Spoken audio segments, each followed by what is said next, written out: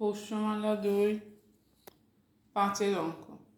Limit X tends to 4 X to the power 5/2 minus 4 to the power 5/2 X minus 4। এখানে formula হচ্ছে, যে ফর্মুলায় করবো আমরা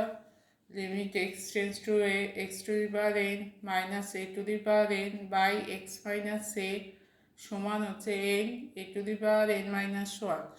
আচ্ছা, এখানে এক্সট্রা যা আছে থাকছে, এন এর মান কত 5/2, এর মান হচ্ছে 4। তাহলে এই ফর্মুলায় ফেললে হবে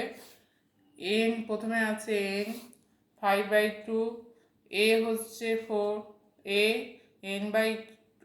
এন মাইনাস 1 5/2 মাইনাস 1 5/2 গুণিতক 4 লসাগু হচ্ছে 2, তাহলে 5 মাইনাস 2 গুণিতক 1 2 হচ্ছে 3/2, তাহলে 4 সমান হচ্ছে 2 স্কোয়ার, তাহলে 5/2 গুণিতক 2 স্কোয়ার ইন্টু 3/2, তাহলে 5/2 2 2 গুণিতক 3/2 কেটে গেলে হবে 2 এর কিউব সমান 2 এর কিউব হচ্ছে 8 5/2 গুণিতক 8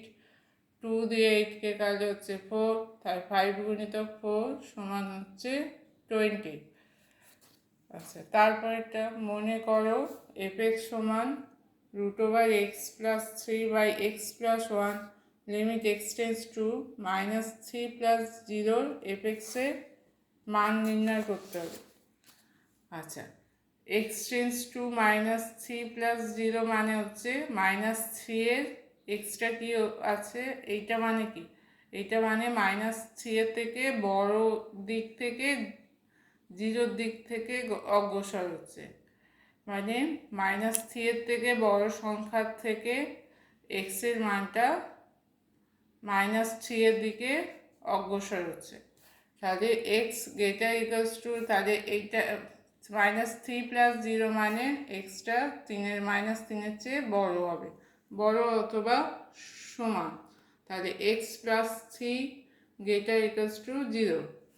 তাহলে এক্স + 3 এর মান হচ্ছে এখানে 0 থেকে বড় হবে, তাহলে রুট করলে কি হবে, এখানে রুট করলে এক্স + 3 হবে যেহেতু 0 থেকে বড়,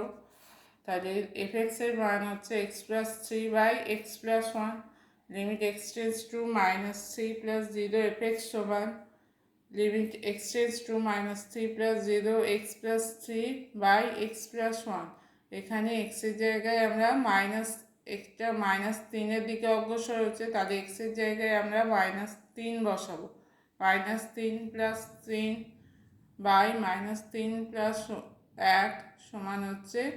0/-2 সমান হচ্ছে 0।